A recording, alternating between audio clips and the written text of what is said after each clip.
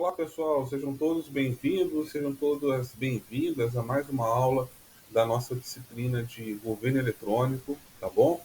Essa semana iniciaremos mais um capítulo do nosso livro, tá bom? O nosso foco será no terceiro capítulo e o tema envolve a discussão sobre a prestação de serviços ao cidadão. E é muito interessante, pessoal, que a gente vai perceber como aquele foco de conceitos, digamos assim, no governo eletrônico, começa a ter um ar muito mais aplicado a partir da discussão que será feita a partir dessa semana, tá bom? A gente vai começar uma discussão, pessoal, a partir da perspectiva da mudança, inclusive. Então, é um tema bem legal, tá? Bem interessante mesmo.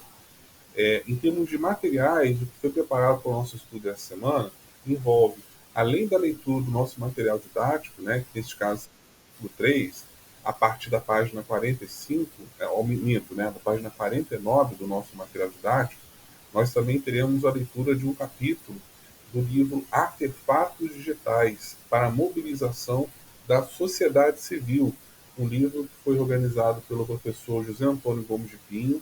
É, tenho a satisfação do professor Pinho ter sido meu orientador. Eu também tenho um capítulo nesse livro, inclusive.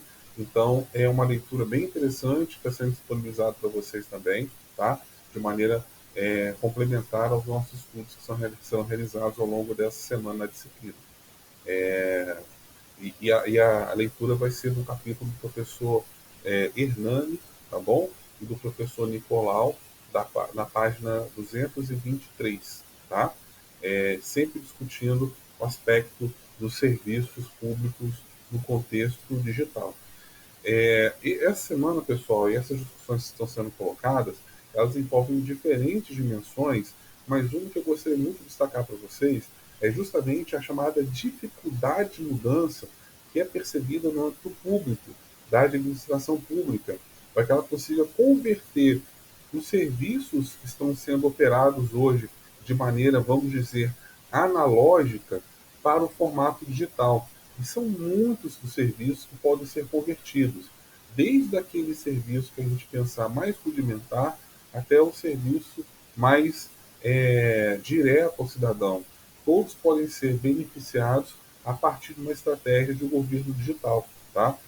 Imagine aqui, pessoal, o volume de papel que pode, por exemplo, circular dentro de uma repartição pública.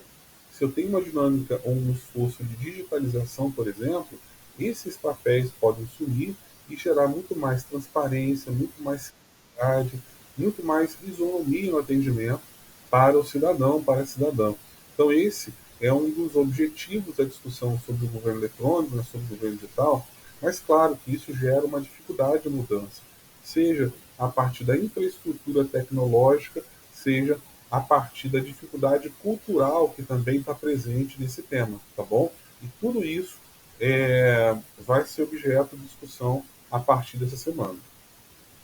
Outro ponto que vale a pena a gente destacar é um foco que está sendo colocado lá no material complementar, que eu recomendo fortemente que vocês observem, que é a gente entender como exemplo aplicado a plataforma GovBR.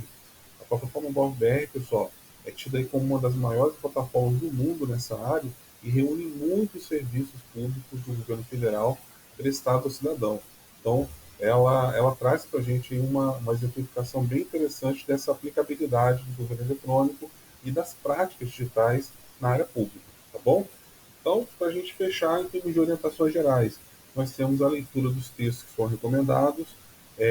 Colocamos também, pessoal, uma entrevista muito interessante sobre a plataforma GovBR, como eu falei para vocês, uma das maiores do mundo nessa área, então vale a pena a gente entender um pouquinho mais sobre a criação, sobre a dinâmica, e essa entrevista traz detalhes, tá bom?